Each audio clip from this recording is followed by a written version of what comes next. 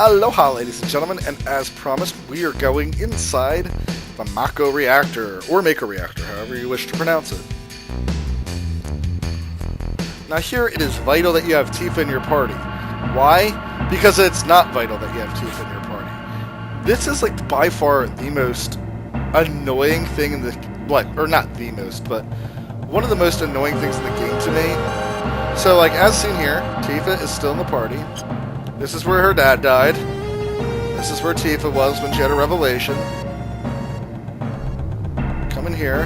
This is where Sephiroth realized that he was a monster of some sort.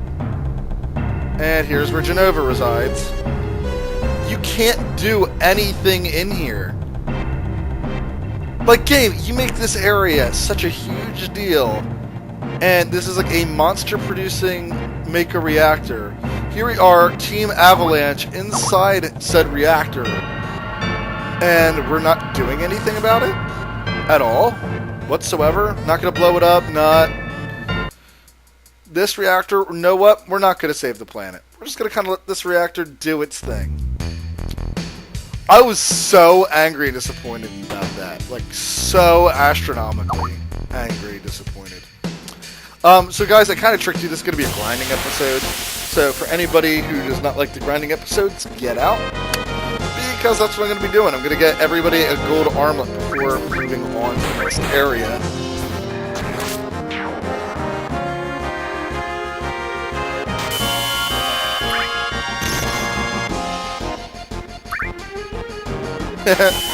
Sorry, my friend's messaging me saying he's on the phone.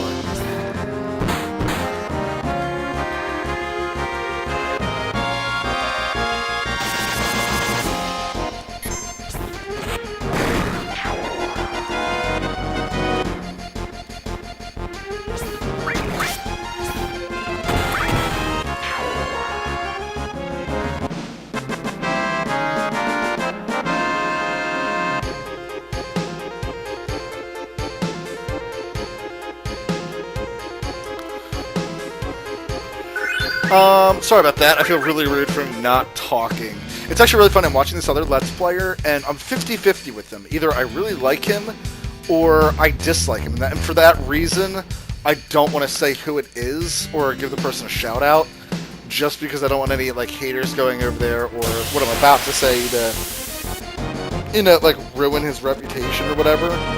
But he does Let's Plays, he does live streaming, and there's times where I feel like he's on point, and his commentary is fantastic, he's funny to listen to, he's got a great sense of humor, and then there's other times where, like during a live stream, he'll go outside and check his mail. Now, I mean, mind you, this is just my opinion, but if you're, you know, like, yes, you guys are watching me because you like me, and, well, but hopefully you're watching me because you like me, and even, oh shoot, no matter what I do, it's really not going to affect whether or not you're going to watch me or not. If I go check my mail, you're probably going to stay tuned anyways. Tifa might die. Yay, miss. And that's why I love Light Wind as well. If I cloudcast it, she would have been fully blue. I don't know if she would have lasted for Cloud, though. Yes, she would have. But during a lot of the live streams that I watch of this person, they must always go to check their mail, or they disappear. Like, I swear, they must go make themselves something to eat. And it's like, if you're going to do that, just put your entire live stream on hold. You know, be like, hey, I'll be back in half an hour. I'm taking an hour break. You know, everybody go get something to eat, come back, and we'll join up in an hour. But no, I mean, he'll leave, like, I mean, he'll be like, hey, I'll be right back, and he'll be gone for, like, you know, half an hour chunks of his own live stream. And to me, that's just kind of messed up. I mean, like, he has other people to kind of, like, sub in. They're not playing anything, but he has other people who are talking that way. The entire chat's not just left hanging. And nobody in the chat seems to mind, and again, I keep watching him because I like him, so ultimately, this is really not that big of a deal. But, you know, all in all honesty, I am... Oh, shoot. No, not you. Oh, no!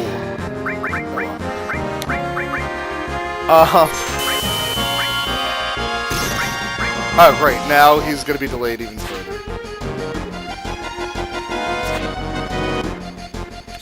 Well, I was going to set up Red 13's next limit break so it kills everything. Yeah, Tifa.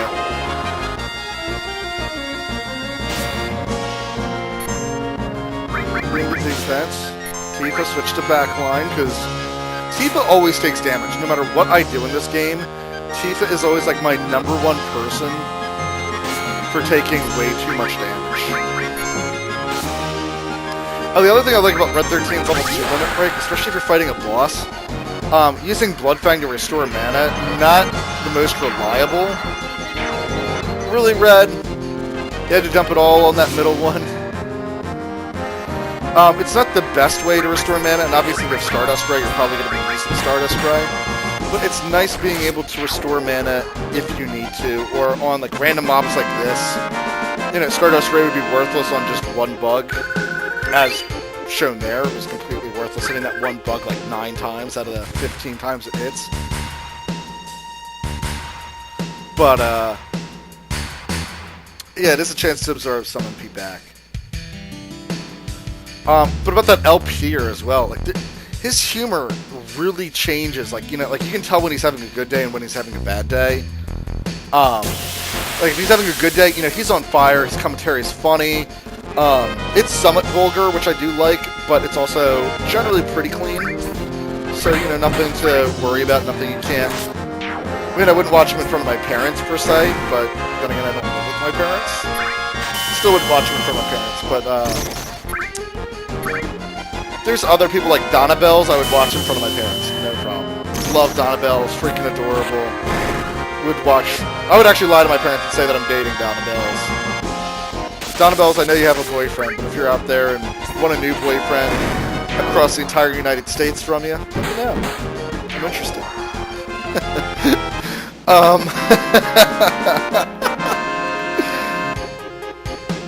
I can't fight any dragons, guys. But you can also tell when he's having a bad day. Like, his humor just gets so much more crude. He becomes so much more, like, smack talk. And, I mean, maybe that's just his personality, but there's days like that where that's where I dislike him. It's like, he's usually, like, kind of calm and funny, not... Like, I watch Excaliburs for my smack talk. He is the #1 person who, when he talks crap, he can because he has the skills to back it up. And the other Let's Player is kind of goofy, you know? It's not really somebody you can depend on for his mad skills. Not to say that he's a bad gamer, just definitely not the best gamer. Beat the Red 13. Really? That's how the game's gonna roll me? Okay. Now this thing is healed by fire attacks, so that's why you never see me using a flamethrower on it. Oh, maybe I can show off the ultimate loop on these things. You guys need some advice on how to slay a dragon? Oh, manipulate's one of the best ways to do it, though. You just sit there over and over again, remanipulating it, which deprives its attacks. And in the meantime, you have your other 2 party members attack it. It works even better if you get Tifa to manipulate it like while your teammates are attacking it. Wow, everybody's missing. Yes, fire breathe on the red. Oh, that was Tifa. Alright, whatever. Tifa just attacked. I think it'd already be dead by now if any of those manipulates it. Actually got it. There we go. Red 13. Ha ha ha. That is why I love, like, fire rings. Things that just completely stop damage. Especially if you know the area well enough. You can really deprive your opponents of damage, or that flamethrower would have been way too much damage for Red 13 to get his limit break. That's not what I want. Gold. Alright, so Power Soul while I'm here, it powers up when near death. When your character hits that critical condition, yellow, and is about to die, the Power Soul will power up and do more damage. A lot of games will call that like hyper. Well, not games, but a lot of people will call that hyper mode. And I'm not a big fan of hyper mode.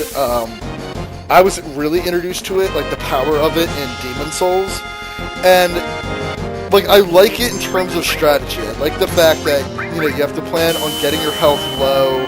There's certain things you can do to get your health low to activate it, but it's also not reliable. Like you have to wait until you get down to like a near-death status, and same thing. The equipment slots that you're, in my opinion, wasting to activate a power mode like that, you could be doing more consistent early game damage, giving yourself that early game advantage, or spec your character for like doing crit damage or certain combos or something, things that will chain together better than just hyper mode. Hyper mode's nice for that surprise element, but it's also that double-edged sword that you're probably going to die certain times, and you're going to be like, oh, that's so unfair. If I hit him one more time, he would have been dead, and my hyper mode didn't kick in. Well, no offense, that's the risk you run running hyper mode. Like, if I get one-shotted on my current party, yeah, I'm going to be pissed because my party is based upon, health and restoration. Oh gosh. 1 second, guys. Folks, I'm back. Sorry about that little interruption. My plans have changed about 4 or 5 times for just tonight. Thankfully enough, none of them involve me leaving my house. So, all is wonderful. Tifa, are you dead from that? Nope. Barely alive. Ugh. Now, what's also slightly disappointing, too, is that if Cloud had full health on that would have fully restored Tifa. Oh, I was like, I'm sitting there clicking that, waiting for Red 13. Oh, nice, he has nothing to steal. Oh, I was not aware of this. Again, nom himself, Tifa gets her turn back. So, well, Red 13 and Cloud... Oh, gosh, really? Please not Tifa. Of course, Tifa. Tifa takes so much damage, no matter how many times I've played through this game. Every time I ever have Tifa in my party, like, maybe she has a low defensive stat, but she always takes so much damage every time I play with her, without fail. And Meteor Strike. So Tifa finally gets her level 6 limit break. And what's actually kind of disappointing, too, with Tifa's is that attacks an opponent, attacks an opponent, attacks an opponent. Just everything she does only attacks one opponent, but it still gives her the combination to always hit for 7 times, and you can do extra damage with those 7 times. Which, again, would make her one of the most amazing early game tunes to play with. But as you can see, like, Red 13's already hitting for like 10 times with his Stardust Ray.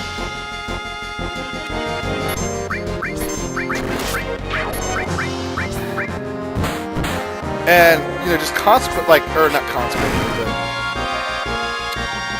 comparatively, I would just assume, that Red 13 at one point is actually going to surpass Tifa on the damage scale. Especially if I use him through the whole LP. And here I'm actually going to wait for Red 13 to get his next limit break. Because all he has to do is be hit once. Yep, there we go.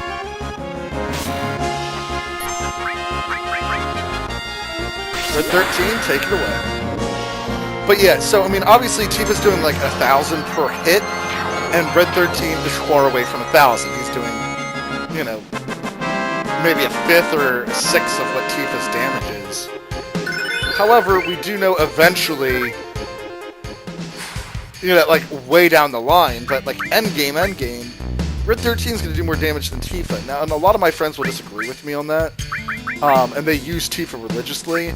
I'm not hating on Tifa, it's just the same thing. The fact that her thing's a slot machine, and you only have a chance of getting what you need to get, I find unreliable.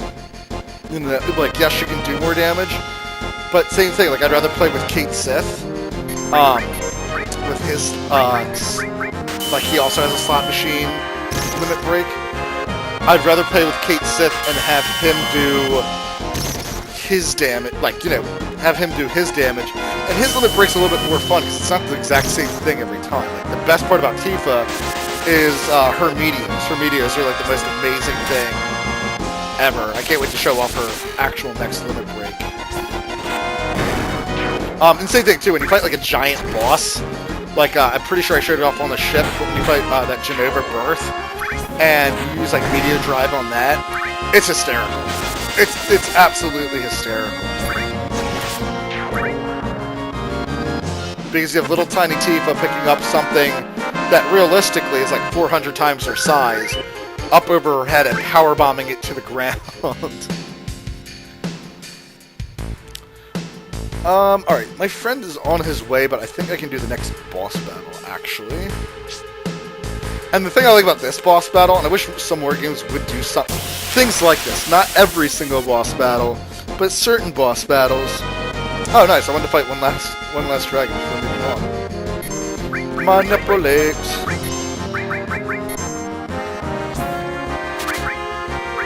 Oh. Well, that's certainly anticlimactic.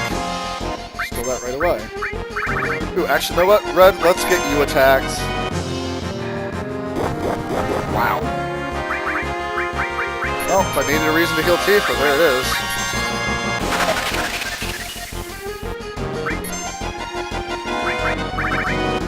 Alright, you attack yourself. Then Mr. Cloud. And then Star. Which I believe is enough to kill it, not 100% sure. Dragons only have like 2,500 life, maybe. Oh, really?